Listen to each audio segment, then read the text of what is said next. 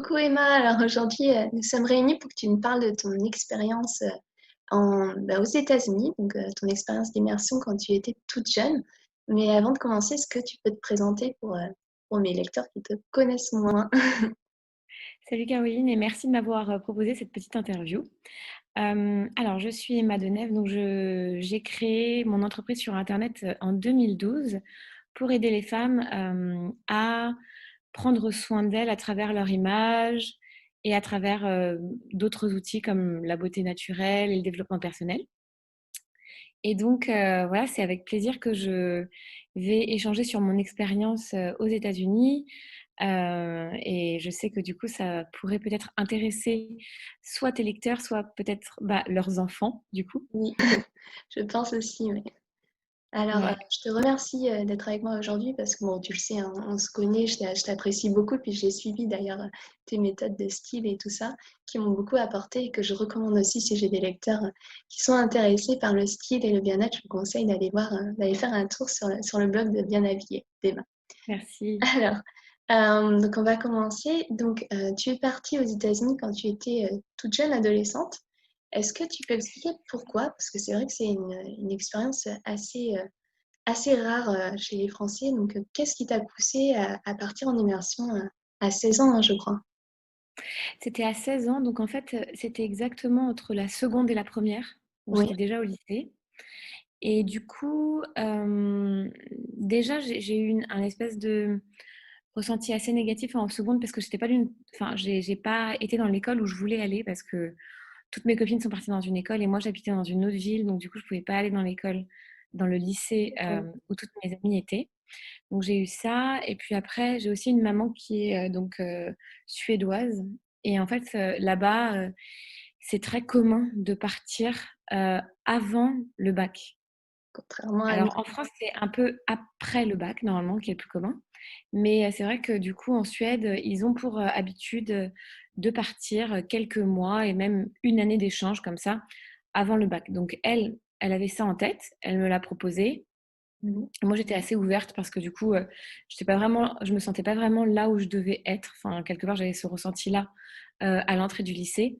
Et donc, du coup, de là, on a commencé à regarder un peu les associations qui pouvaient proposer une année d'échange à l'étranger. D'accord. Alors justement, en parlant des associations, quelle association est-ce que tu as utilisée pour Moi, partir? je suis partie avec PIE. Je sais pas si D'accord. tu connais, Alors pas du tout. mais dis-moi, ouais, tu connais pas Non, du tout. Et du tout. c'est une association qui sert beaucoup pour les États-Unis ou tu peux aller dans d'autres pays?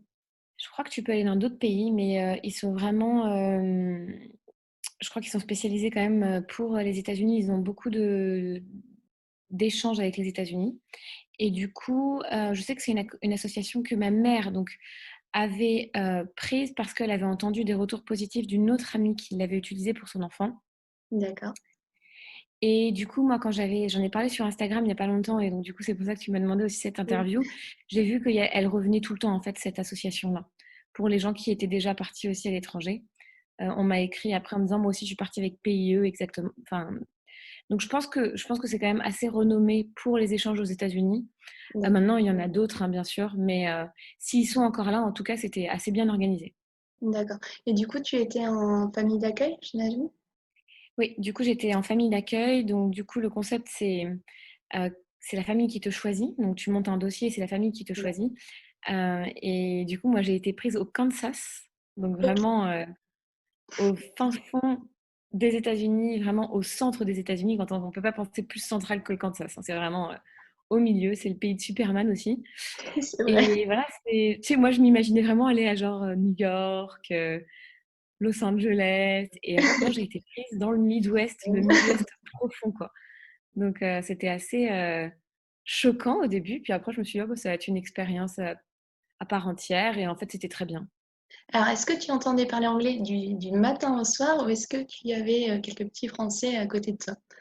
Ah non, j'avais pas Pas du tout. du tout de français à côté de moi. Il faut savoir que j'avais un niveau d'anglais plutôt moyen. Donc, je tournais autour de, tu vois, au lycée de 11-12, pas plus. J'étais vraiment, enfin voilà, pas extraordinaire en anglais. Et c'est pas ce qu'ils demandent, hein. Ils te demandent pas d'avoir un super bon niveau pour partir.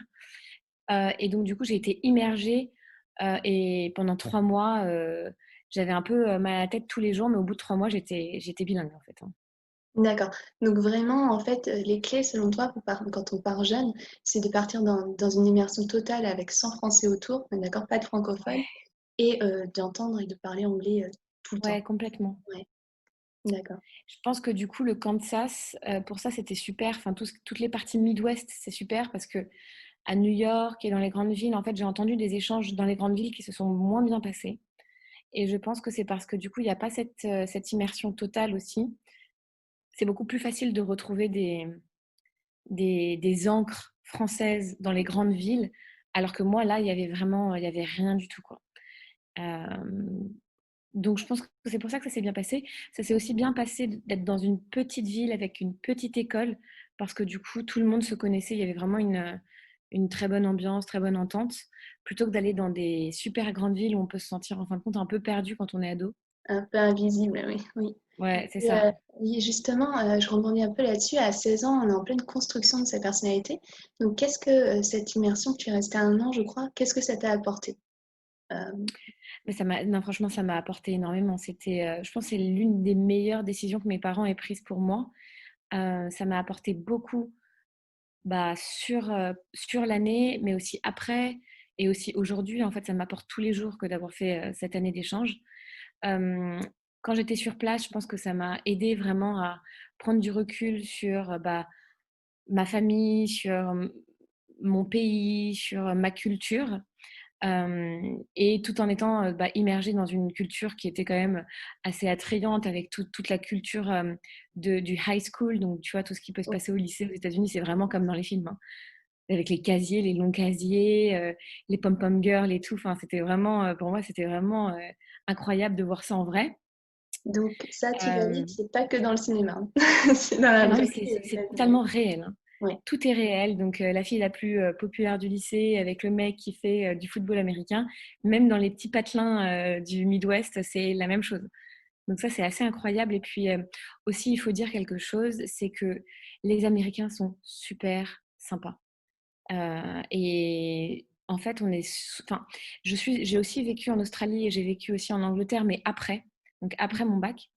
Mais aux États-Unis, en fait, les gens, ils sont très ouverts. Je sais pas si tu as déjà voyagé aux États-Unis, mais Mmh. ils sont quand même, tu vois, ils ont ce truc un petit peu où on peut se dire, ah, c'est superficiel. Ouais, mais en même temps, quand tu as besoin de connaître du monde, ils vont te sourire, ils vont te parler. Enfin, c'est super sympa, quoi. Mmh. Alors, une autre question, parce que j'ai des amis qui sont partis, en immersion à 25 ou 30 ans et sont Ouais. revenus, de leur année, donc en Nouvelle-Zélande pour certains, en Australie pour d'autres, finalement avec un niveau d'anglais, bon, un bon niveau d'anglais, mais sans être bilingue pour autant. Donc comment est-ce que toi tu l'expliques? Parce que toi tu es revenu bilingue du coup? Bah, alors, en fait, je pense que c'est parce que je suis partie plus jeune et en immersion totale, tu Oui, vois? Je pense le plus tôt on peut partir, le mieux. Donc 16 ans, c'était pas mal parce que du coup, c'était vraiment, bah, j'étais quand même assez mature pour pouvoir me m'autogérer et oui, en même temps, voilà, j'étais quand même, assez adulte aussi, donc pour comprendre et cetera. Je me pose souvent la question parce que j'ai aussi beaucoup d'amis qui sont partis après le bac oui, et oui, qui reviennent avec des niveaux où en fait, je me dis: «Bah, c'est très moyen». Enfin, tu vois, mmh, ça pourrait être beaucoup, je pensais qu'elles auraient le même niveau que moi. Donc je pense que c'est ça et c'est aussi le truc de l'immersion parce que moi donc je suis partie en Australie après, 1 an aussi. ouais, Heu, C'était genre, peut-être, je dirais 3 ans après mon bac et en fait, j'ai vu que du coup quand tu es, bah, jeune adulte, tu as envie d'être avec, bah, tu es en colocation déjà. Donc quand tu oui, veux une coloc, bah, tu vas te mettre avec des Français la plupart du oui, temps. en général on a Ou tendance à tu vas être aller dans une attiré école par où les il y a des Français. Français. Mmh, Ouais, tu pas en immersion totale dans une famille, tu vois, en mode local, tu vois? Tu es oui, beaucoup plus dans ta culture à toi, en essayant de retrouver des ports d'attache, ce qui est humain, hein.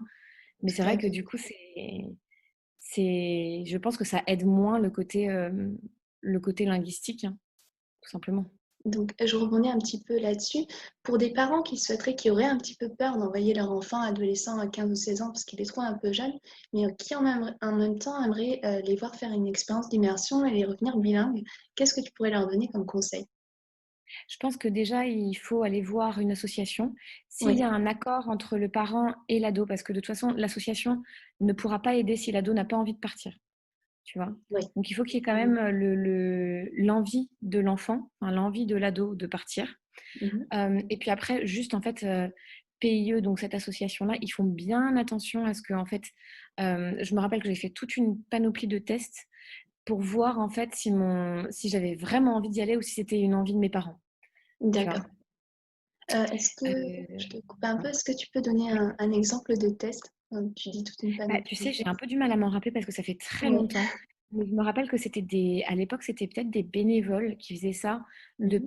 des jeunes qui étaient eux-mêmes partis. Et d'ailleurs, moi, je l'ai fait un petit peu après, il me semble, qui prennent en fait comme sous leurs ailes, ils vont prendre une personne qui a envie de partir, une famille qui a envie de partir. Et donc, du coup, ils vont raconter leurs histoires pour que ça puisse aussi euh, inspirer un petit peu. Et il me semble que du coup, ça va être plutôt des tests, c'est des tests cachés, mais en gros, c'est sous forme de conversation. On va lui poser la question, ah ouais, et toi, donc du coup, c'est quoi ton envie derrière ça? Et tu trouves ça, enfin voilà, les États-Unis, ça te fait rêver. Enfin, vraiment des trucs de projection pour voir en fait si c'est vraiment l'enfant, l'ado qui veut partir. Moi, je me souviens de ça, faudrait que peut-être je peaufine en reparlant à ma mère, mais je me souviens que c'était assez strict là-dessus, sur le fait qu'ils n'envoient pas un enfant qui ne veut pas partir et dont c'est la volonté des parents, parce que souvent ça se passe très mal. Et Oui. donc, du coup, il faut les changer de famille ou alors il faut les faire rapatrier. Et du coup, un échec sur une année d'échange comme ça, c'est quand même assez dur parce que après, tu te retrouves sans scolarisation, Mm. puisque tu prends une année off, hein. Donc ouais, c'est bien, c'est bien, ils essayent de bien calibrer tout ça, en fait. D'ailleurs, en revenant là-dessus, pour les parents à qui ça ferait un petit peu peur de perdre une année, est-ce que tu considères que l'année a été perdue? Est-ce que ça a été très dur de revenir dans le système ou pas du tout? Est-ce que tu Alors étais... l'année n'a pas été du tout perdue, D'accord. et c'est très drôle que tu dises ça parce que en fait, c'est exactement, ce que ma prof d'anglais à l'époque a dit à ma mère. Elle lui a dit: «Oui, mais vous vous rendez compte, elle va perdre une année». Et ma mère, elle lui a vraiment là, elle a explosé de rire en disant: «Mais vous rigolez, j'espère, parce que enfin, c'est tout le contraire, en fait. Elle va savoir parler une autre langue, elle va devenir bilingue et du coup, Mhm. ça va réorienter, tout ce qu'elle pense, tout ce qu'elle a envie de faire comme études et cetera». Et donc moi, au début, c'était peut-être une peur parce que je me disais: «Bah, je serai plus avec les mêmes gens», tu vois? Enfin, toutes mes copines qui étaient en seconde, là, bah, elles vont passer en première et puis moi, je vais revenir et je vais devoir faire une première. Et en fait, ce qui s'est passé, c'est que ça a été tellement radical pour moi que du coup, en revenant, je ne suis pas rentrée chez mes parents. En fait, mes parents avaient un petit appartement au-dessus de, tu sais, la boutique de mes parents, il y avait un petit appartement. Et du coup, j'ai dit à ma mère, bah, je pense que j'aimerais aller dans une école bilingue parce que, enfin, maintenant que je suis bilingue, je veux faire mes études bilingues. Et donc, en fait, ça m'a permis d'aller à l'école, au lycée, de faire mes 2 dernières années de lycée à Paris dans une école bilingue et de faire un bac OIB, donc avec l'option internationale au bac, où en fait tu as l'anglais, bien sûr, qui est littéraire, enfin du coup qui passe d'anglais normal à anglais littéraire, et tu as l'histoire géo aussi à prendre en anglais. Et donc du coup j'étais aussi avec une communauté de personnes qui, comme moi, bon, soit c'était des franco-anglais, ou alors des gens qui avaient beaucoup voyagé, etc. Donc en fait ça a complètement changé mon parcours d'études que de faire ça.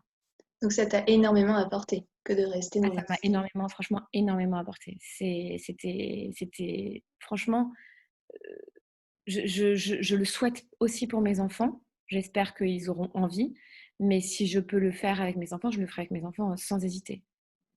C'était justement ma dernière question, même si je connaissais la réponse, savoir si Ouais, tu enverrais tes enfants comme ouais, ça. complètement. Tu vois, c'est marrant parce que juste avant de commencer l'interview, je pensais à ça. Et bon, là, mon enfant, il a 3 ans et je suis enceinte du coup de 9 mois presque. Mais oui, complètement. Si je peux. Bon, alors c'est différent pour moi, puisque maintenant j'habite à l'île Maurice, dans un contexte bilingue. D'ailleurs, Noah, il est dans une école bilingue, Oui. déjà, à 3 ans, en maternelle. Je l'ai mis dans une maternelle bilingue et je le mettrai d'ailleurs dans le cursus anglais. Et il faut savoir que les Mauriciens parlent très bien et le français et l'anglais, et le créole, et l'hindi pour Donc ils certaines baignent personnes, déjà, certaines cultures. ouais, Donc donc il ils y a baignent déjà déjà dans ça. cette atmosphère Voilà, bilingue. il y a déjà ça. Et franchement, je Mm. pense aussi que c'est cette année d'échange à l'étranger qui a ouvert toute cette panoplie de voyages que j'ai pu faire ensuite et d'expériences à l'étranger que j'ai pu faire. Et je pense que c'est aussi un petit peu pour ça que je suis là aujourd'hui et que je mets mon enfant dans un système qui est un peu différent que le système français, tu vois. Ouais. Donc finalement, cette année à 16 ans, ça a complètement répercuté sur ton présent aujourd'hui même. Complètement, Ouais. complètement. Ça, je pense que mon destin n'aurait pas été le même si j'avais pas fait cette année d'échange à l'étranger, en fait, à 16 ans. Je trouve ça magnifique en tout cas et Ouais, j'espère que du coup d'autres personnes, ça donnera envie à des adolescents, des parents d'adolescents de partir aussi parce que mais voilà, c'est complètement. C'est ouais. pas vraiment dans la culture française, malheureusement. Mon père, il était un peu refroidi. Enfin, tu vois, c'était vraiment ma mère qui était, donc, comme elle est complètement suédoise et que là-bas, ça se fait facilement. Mais c'est vrai que mon père, il était un peu en retrait. Il voulait pas que je parte. Il avait un petit peu plus peur, etc. Et du coup, bon, après, c'était à une certaine époque. Et puis maintenant, je pense qu'on a un peu shifté. On voit beaucoup de personnes partir après le bac, beaucoup plus qu'avant, tu vois. Oui, Donc, mais c'est vrai, mais c'est toujours après le bac. Avant, toujours ça se après. fait très peu, ouais, ouais. Ouais, ouais, c'est vrai que c'est assez rare, hein. Mais je pense que c'était très bien. Mon père, il m'a dit la dernière fois que euh, c'était le bon moment pour moi de partir parce qu'à 16 ans aussi, il y a tout ce qui est crise d'ado, tu sais. Oui. Et il m'a dit, tu commençais à devenir un peu difficile quand même à 16 ans. Et du coup, cette année-là, à l'étranger, bah, sans nous, ça t'a permis de comprendre que tu pouvais être une adulte, avoir tes libertés aussi. Et puis quand tu es revenue, tu étais une autre personne, beaucoup plus apaisée, etc. Donc je pense que euh, ça peut être aussi un soulagement si on a un ado qui est très difficile, qui a ce besoin de liberté, ce besoin de voyager, etc., que de faire ça en fait, que d'avoir cette option. D'accord. Merci beaucoup. J'ai plus de questions, à part peut-être si tu veux partager une anecdote avec nous sur quelque chose aux États-Unis qui t'a marqué ou une anecdote drôle, comme tu veux, pour finir là-dessus.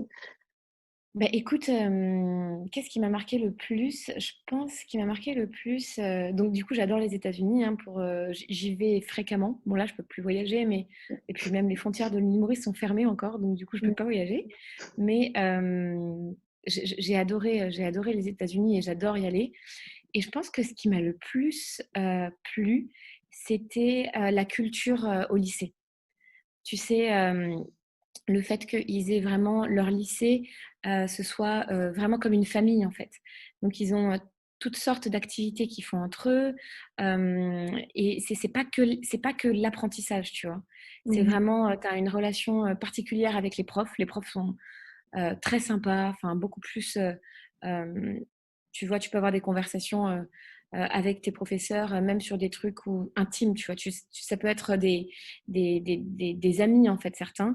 Mhm. Ils sont vraiment là pour t'écouter, en fait, plus que juste pour te faire apprendre des choses.